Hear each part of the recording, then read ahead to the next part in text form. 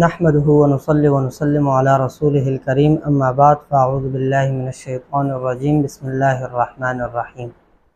امید ہے کہ آپ حضرات ایمان اور صحت والی بہتر حالت میں ہوں گے۔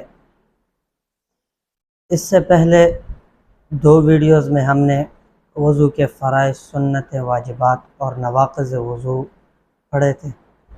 اب اس ویڈیو میں ہم غسل کے بارے میں پڑھیں گے کہ غسل کے کتنے فرائض ہیں، کتنی سنتیں ہیں اور غسل کا طریقہ کیا ہے۔ بسم اللہ الرحمن الرحیم۔ وفرض الغسل المضمضۃ والاستنشاق وغسل سائر البدن۔ غسل کے فرائض ہمارے ہاں 3 ہیں، یعنی حنفیہ کے ہاں 3 ہیں۔ مضمضہ کلی کرنا، استنشاق ناک میں پانی ڈالنا، وغسل سائر البدن اور تمام بدن پر ایک بار پانی ڈالنا، یعنی تمام بدن کو ایک بار دھونا فرض ہے۔ وسنت الغسل ان يبدأ المغتسل بغسل يديه وفرجه ويزيل النجاسة ان كانت على بدنه۔ اور غسل کی سنت یہ ہے کہ مغتسل غسل کرنے والا اپنے ہاتھ دھوئے اور شرمگاہ دھوئے، اور بدن کے جس حصے پہ کوئی بھی نجاست لگی ہو تو اس کو صاف کرے، اس کو زائل کرے۔ ثم يتوضأ وضوءه للصلاة الا غسل رجليه۔ پھر وضو کرے، وہ وضو جو وہ نماز کے لیے کرتا ہے۔ نماز کی قید اس لیے لگائی کہ مسح بھی کرے، بغیر پاؤں دھوئے، پاؤں نہ دھوئے اس میں۔ لیکن یہ پاؤں دھونے والی جو قید ہے یہ پرانے زمانے کے لیے ہے، آج کل پاؤں خود بخود دھل جاتے ہیں۔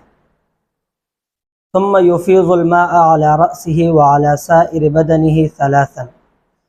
پھر اپنے سر پر پانی بہائے اور تمام بدن پر 3 مرتبہ پانی بہائے۔ یہی طریقہ حضرت میمونہ رضی اللہ تعالی عنہ نے حضور نبی کریم صلی اللہ علیہ وسلم سے نقل کیا ہے۔ ثم يتنحى عن ذلك المكان فيغسل رجليه۔ پھر اس جگہ سے کنارے پہ ہو کے اپنے پاؤں دھو لے۔ اچھا، تو یہ جو پانی 3 مرتبہ تمام بدن پہ پانی بہانا ہے، تو پہلی مرتبہ 1 مرتبہ دھونا فرض ہے، 2 مرتبہ دھونا، باقی 2 مرتبہ دھونا سنت ہے۔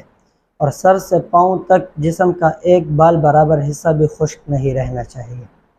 وَلَيْسَ عَلَى الْمَرْأَةِ أَن تَنْقُضَ ضَفَائِرَهَا فِي الْغُسْلِ إِذَا بَلَغَ الْمَاءَ أُصُولَ الشَّعْرِ۔ اور عورت پر لازم نہیں کہ وہ اپنی مینڈیاں کھولے غسل کے لیے، لیکن تب جب اس کے بالوں کی جڑوں تک پانی پہنچ رہا ہو۔